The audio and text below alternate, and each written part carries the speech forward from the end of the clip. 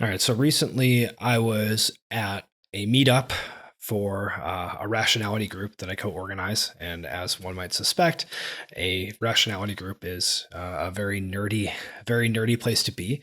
A lot of nerdy internet people who read nerdy stuff on the internet and then decide to get together in real life to talk about nerdy things that they've read. And Were members of you the group. guys talking about the differences between 531 and Smolov from the powerlifting Reddit uh, feed? You know what? Like it is sometimes we do end up talking about fitness stuff, and it is kind of funny because it's people who are like pretty smart and interested in reading things, but have no context. So they have kind of like funny, like weird niche pieces of knowledge where they'll know a lot about something, but just have no context for it. And, depending on the situation, I'm like, okay, do you guys want to like actually know what I think about this? Cause I mean, I'll tell you if you want, but like, if you don't care, like that's fine. Right. Yeah, Um, yeah. but Sorry to derail you. yeah, right. So what's that? Sorry to derail you. Yeah. You really knocked me off my my intro train of thought there. We'll see if we can regroup. So yeah, one of the members of the group is a teacher. He teaches in a charter school in Chicago, and he teaches I believe 8th grade. I'm not sure how all the grade numbers work for folks across the pond, such as yourself, Luke, but we call it K through 12 education. I think you call it primary and secondary education. Basically, people who are between kindergarten and like graduating high school and moving on to university, right? Yeah. And so this is something that most people recognize there's some sort of broad problem with education. A lot of people have bad experiences going to school. They feel like maybe they were interested in something and didn't learn it particularly well, or they wanted to focus on something other than what they were told to focus on. And just like had a bad time. The social dynamics are weird and bad for a lot of people. The whatever metrics we use to evaluate how we're doing on education tend to not go particularly well. It's like very difficult to improve test scores for kids. It's very difficult to improve just like life outcomes for kids. There seems to be some ability for, like very elite, sort of like 1 in 1,000, 1 in 10,000 teachers to have very large, very large impacts on their students' lives.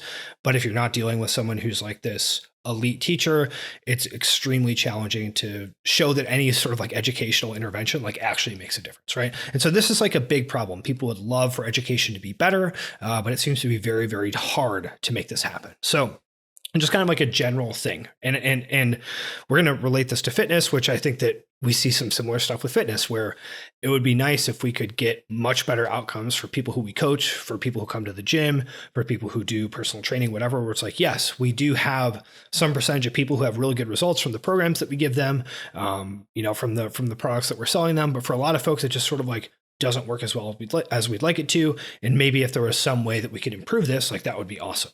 And I think there's a lot of similar dynamics where some coaches are really, really, really, really good, and they can get better than normal outcomes for people who work with them. But it's not clear how to translate what those coaches are doing to other coaches in like a replicable way. And, anyone who has coached and gotten good results from people and then tried to teach someone how to do that, you're like, oh, this is like really hard in a lot of ways. It's very, very difficult to convey what I potentially know, which may not be right. Like this might also just be wrong. But, theoretically, I know something. Can I teach you to also funnel this to your clients? It's like, oh, that's harder than I thought it was to make that happen. Right. So yeah, I think there's a lot of parallels between fitness and education. And then the presentation that this rationality member gave, I think like really struck a chord with me, because I was like, oh wow, I see this exact same thing happening at fitness. Because essentially what he was saying is that there's a very prominent person in K through 12 education, like whatever, I don't know how to explain it. Professional development, let's say professional development, right? So someone who sells school districts products to help improve their teachers, right? And so this person has done this thorough literature review, has looked at all the different interventions, seen how much they actually improve outcomes for students, seen how much they improve test scores, like all the things that people potentially use to say, are students getting better? And has then rank ordered these different interventions by how large of an effect size they have, right? Like how much does this actually change outcomes for students who receive this intervention? And so this seems like a good thing to do. You're like, okay, there's a bunch of literature. Can we actually figure out which things work and which things don't work? Can we have some sort of measure of how effective they are? And if so, we have a list. Might as well start with the most effective things, try to implement those, and then like work our way down the list. Seems like an extremely reasonable thing to do. And then, since I went ahead and did this, I might as well sell you the actual product of how to implement this stuff based upon my understanding of the literature, right? Sounds reasonable.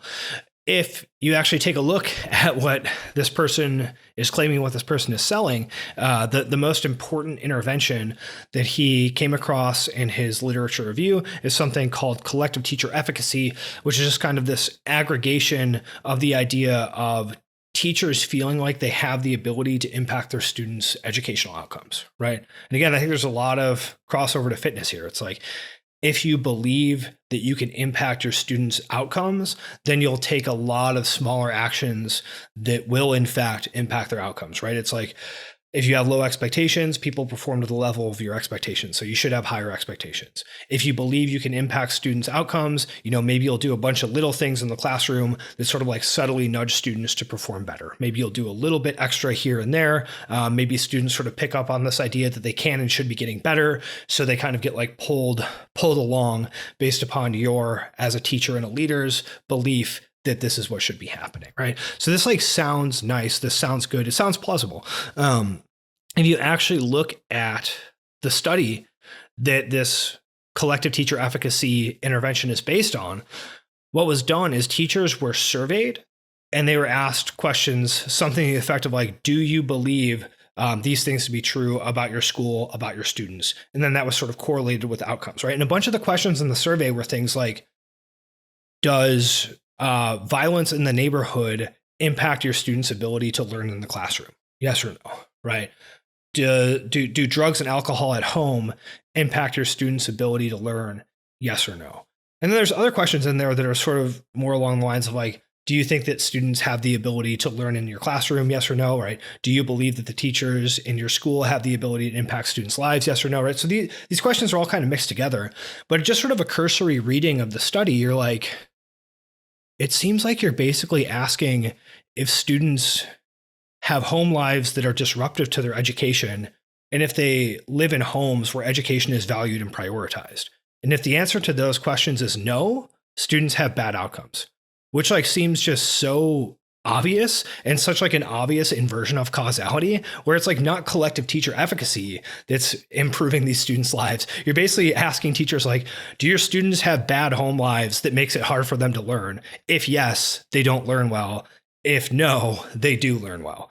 And like, you can't, like, you're not going to do some like teacher professional development seminar that's like, if you just believe in your students, they're going to do better. When like the study you're basing this on is just like, how is the environment outside of school for these students? If it's bad, they don't learn.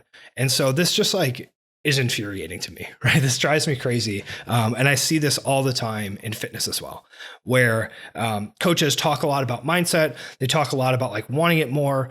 They talk a lot about this idea of like, okay, yeah, if you believe in yourself, you're going to do X, Y, Z. And like, yeah, sure, there's certainly some truth to this, but it just seems such like an obvious inversion of causality where people who are good believe that they're good because they are good, not because believing that they're good made them good. Right.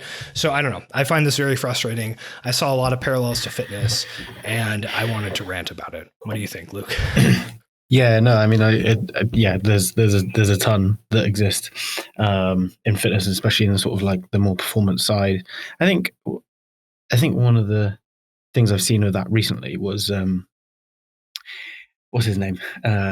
Hiller doing a YouTube video, and he was talking about like is like natty or not with Tia Toomey, and he was saying like he's like saying how her self-talk over the years had like progressed and became more confident, assertive, slash aggressive. And he was like, and that is when she started to take peds. But it's also like after she stacked up a bunch of wins at the CrossFit Games and she felt a lot more confident going into it. But yeah, so whether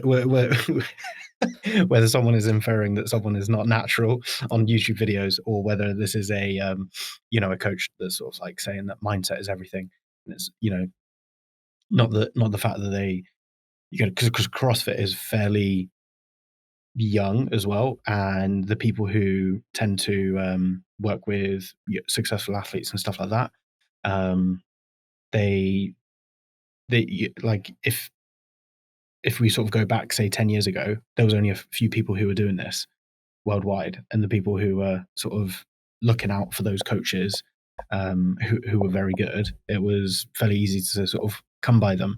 And then obviously now, we have a lot more coaches on hand and this type of thing. But the sort of good athletes do tend to sort of like funnel in certain directions just because of social proof, you can call it. But then they have like their own what would you call it? Their own sort of brand of mindset, or fancy little slogans that they say, or something like that. That is actually the reason why they're successful, and it's not because you were the only people in town who were working with successful athletes. So successful people went to you. So yeah, you could definitely see a lot of parallels. And I think CrossFit is full of it. Over the years, there's definitely been plenty of sort of snake oil salesmen who have been out and around drawing parallels that definitely don't exist.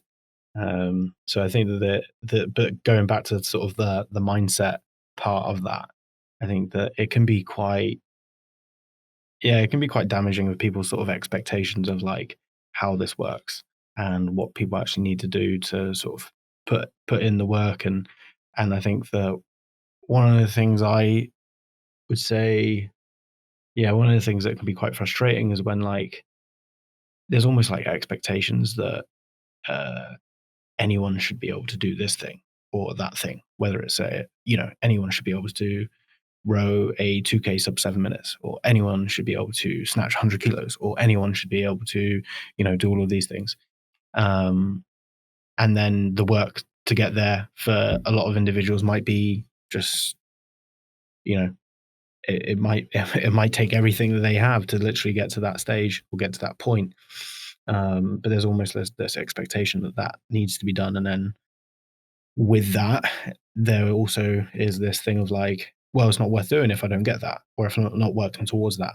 And it's like, you can do this thing to sort of have fun as well and sort of enjoy it. And it doesn't necessarily need to be so sort of cut and dry over, achieving X or whatever it is. So I think that, mindset is, it can be I think it's important to sort of work on, but there's definitely an overemphasis of it. Or maybe not an overemphasis of it, but just maybe like a misapplication of it. And I think a lot of that just stems also culturally as well. I don't think I know that in other parts of the world, where there might not necessarily be the sort of same outlook, and sport might be, especially elite level sport, people might come around to that in a lot, in a very different way, and probably a lot more of a state driven way, you could say, especially if you look at sort of some other, especially with like Olympic sports and that type of thing. But I think with something like CrossFit, you can have sort of like these narratives that just come down from you could say bigger cultural narratives, and then it ends up misdirecting people's expectations. Yeah, I think that the point that you're getting at there is important, right? That it's not harmless to tell people wrong stuff about mindset and its impact on training, right? Like there's actually harm that comes from that. And if you're coaching people, like you see that harm where you're like, oh no, like you have a really incorrect idea about how the world works and it's changing your behavior in a negative way. And it's also, resulting in like problems for you. Like you're doing things that don't make sense, that are causing issues for your training and for like other aspects of your life, because you've internalized this sort of like mindset message of, if you just want it if you just want it enough and believe it, and you take the steps according with that, that you can accomplish whatever you want, which like for elite sports is just not true. Like that's just not going to happen for some people. Um, and you hate to be, you don't want to like discourage people too much from attempting to maximize their potential. But again, it's not harmless. Like it's not harmless for people to have these beliefs. But I do think that something that you also started to touch on, which is relevant, is that there's very clearly like a market for these kinds of ideas, right? This is the message that people want to hear, right? It's not like people don't want to hear the messy, like sort of like unsavory truth aspect of like, okay, well, it's really complicated and who actually knows what causes things, but like very clearly some people have some sort of genetic potential that they can achieve in a much easier way than other people, and like those people are going to win, like those people are going to beat everyone else. Like that's not a message that sells. Whereas believe this thing, you know try really, really hard, like make like rousing emotional speeches in the locker room and get what you want. Like that's a thing that people are like, yes, I will in fact like purchase this message. Both like literally I'll pay for stuff that tells me this, and I'll just sort of internalize it and live my life according to this. And the fact that the marketplace wants this thing means that someone is going to give it to them, right? It's like, oh, like why is there so much terrible fast food? It's like that's because people want it. People are paying for it. Like companies aren't like, oh yes, like we're gonna trick people into wanting this thing. Like that's what people want, and companies are like, okay, yeah, sure. Like this is someone's gonna give it to you. It might as well be us. And I think that that's the case too with this sort of like hokey mindset stuff. And I don't know if there's a solution to it, but it is I don't know, frustrating. I don't like it. You just got to wear your Nike hard work pays off t-shirt, and yeah, hard work pays off. Yeah. Which I think that like one of the things that can be challenging is that sometimes these sort of messages, they can actually be quite useful for people who need to get their ass off the couch and they need to get into the gym. And it's sort of like, hey, you can be a different person. And I think that is actually like a useful thing. And that's like based on some truth as well. You can make some really drastic changes if you have sort of like no exposure to health and fitness beforehand. And then all of a sudden you start to like, pay attention to what you eat and how you live your life, and, exercise on a regular basis and all that good stuff. But then if you want to sort of continue with that, or maybe you played sport your whole life and now you've found this new thing, maybe that narrative is something that you hear constantly in that sort of gym world, or hard work pays off is, I've seen it on gym walls these days and this type of stuff, and I think that's great. But then it might get to a point where you might be actually now starting to do this a lot more sort of like measured thing, and you're going to start doing it with a bunch of people who are really committed as well, and you're sort of starting to compete, and you're starting to really try to, if you do look at the things that people are trying to do with their performance in the sport of CrossFit, that is a lot more of a micro level of change that people are trying to create, compared to the sort of bigger macro level changes that people are trying to make to their lives when they are just getting into health and fitness. Um, and then because of that, like if they try to use the same narrative, or if they try to use the sort of same logic going through with this sort of mindset, they're probably going to get stuck somewhere, because it doesn't work like that. It's a lot more cutthroat. You have the goalposts are constantly moving. Sometimes you're going to reach that sort of genetic sort of limit of sort of what you're able to do, given the resources and the bandwidth that you have to sort of your training. And I think that like, I think it was Dan John, it was sort of talks about something like geography, genetics, and then something else. It was like three things that are sort of most Some other G word. Yeah, yeah. But like those are the three things that are most indicative of someone's sort of success when it comes down to their training and their performance in a competitive sport.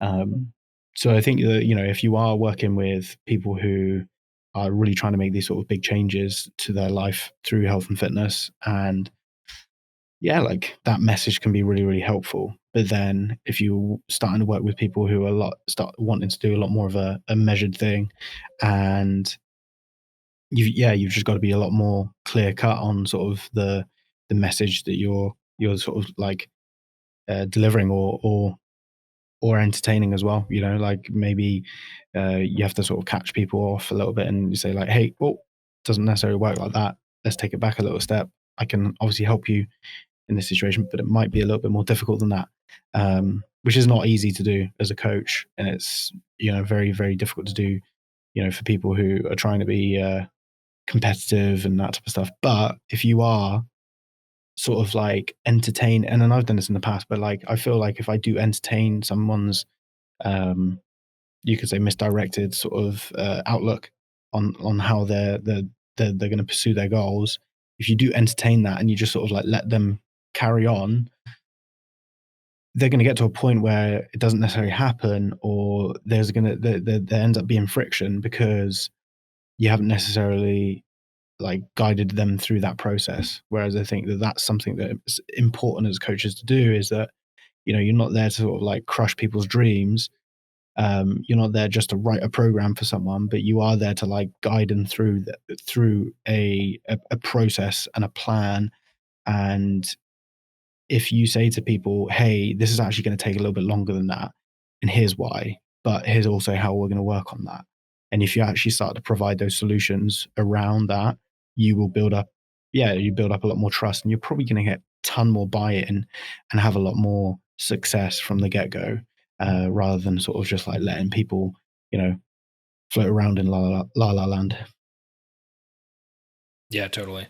Yeah, I do wonder if, I mean, you mentioned this before a little bit. If even though this kind of like, if you want it, like if you want it bad enough, it will happen. Even though this is not true, if this is actually the if this is like the most effective quote unquote mindset for people to have, like I wonder if that's the case, right? Where it's like, okay, this is wrong, but is more effective than other beliefs, right? And I wonder if that's true, maybe like across the board, that if almost everyone will actually achieve their best results believing something like this, or if this is something that is negative for a lot of people, but for the people who are the best, that it is actually that it's the best mindset for them to have. Does that kind of make sense?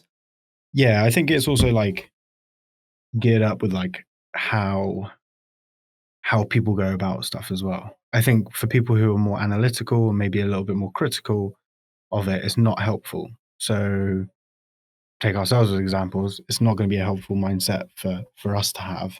But then if some people don't have that, then yeah, maybe it could be helpful for them, or it could be helpful to a certain stage.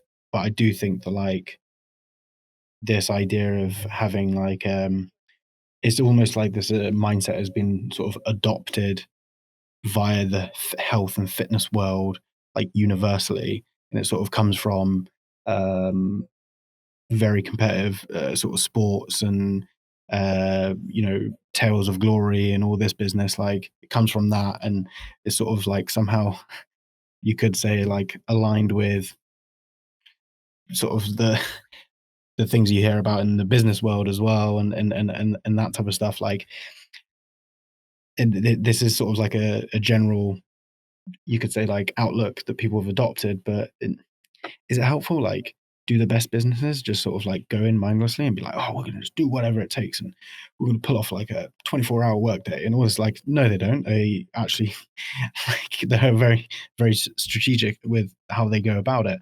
You might get like the odd, outlier, but those who go in with that mindset, but there's probably a lot more under the hood that's actually going on that isn't actually brought to light. So yeah, uh, I don't think that answers any question really, but that's my Yeah, I response. think that's clarifying though, because I mean, business is another area where there's a lot of this stuff, right? Again, there's very clearly a market for it. People want to believe it.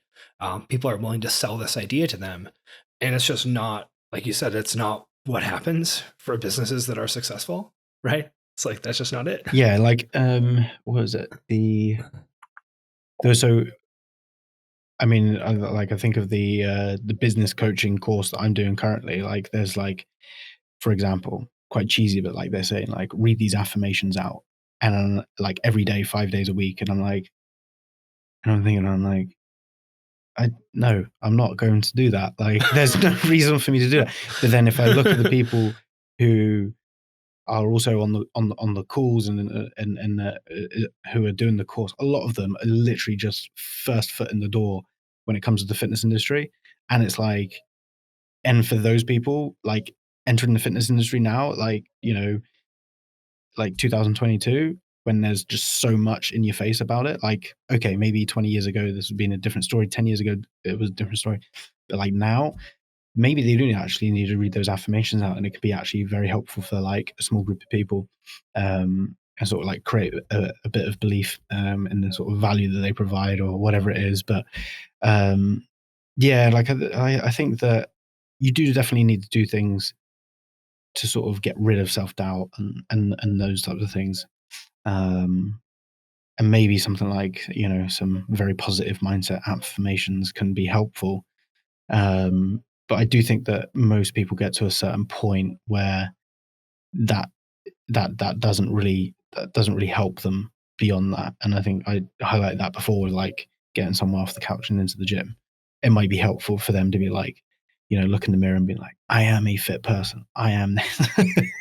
But like when they actually want to deadlift 500 pounds, or when they actually want to, row 2K in under 7 minutes, like probably actually need to do some training and be like, follow a Yeah. program. Yeah, I mean, I guess my view is more that that having success is what breeds this kind of like positive mindset that's actually helpful, and that part of a role of a coach in fitness, or potentially an educator, or like a business coach or whatever, is to set people up to have some sort of success, right? It's like you're going to have a series of small wins that then help you build this idea of like self-efficacy or motivation, or like, oh, I'm like actually making progress. I couldn't row a 2K in this time, and then I did 10 by 500 meter row with 90 seconds rest for 6 weeks, and like now I can. And you're like, huh, interesting, right? And so like that potentially changes your mindset, but that's based upon achieving some sort of small win. So my view is much more that the mindset comes from these incremental successes. And then like, yeah, like we talked about before, okay, if you finish twice at the CrossFit Games, second at the CrossFit Games 2 years in a row, like maybe you start to believe that you can win the CrossFit Games. Like, duh. Right? Like I was really close twice. Like I really could have won that thing if I just like was a little bit stronger. Like, yeah, okay, cool. So, the actual tangible results, I think, are what build the kind of mindset that does correlate with the actual success that people want. So Yeah. And like I do think there's some people who might be there touting like mindset and that type of stuff. They actually do understand that, and they do know that. But then, yeah, maybe somewhere along the line, when things need to get sold or whatever it is, the message gets a yeah. bit muddied. I mean, yeah, you sell the people what they want, right? Yeah. People will buy it, so you sell it. I don't know. Education, fitness, business, people buy it.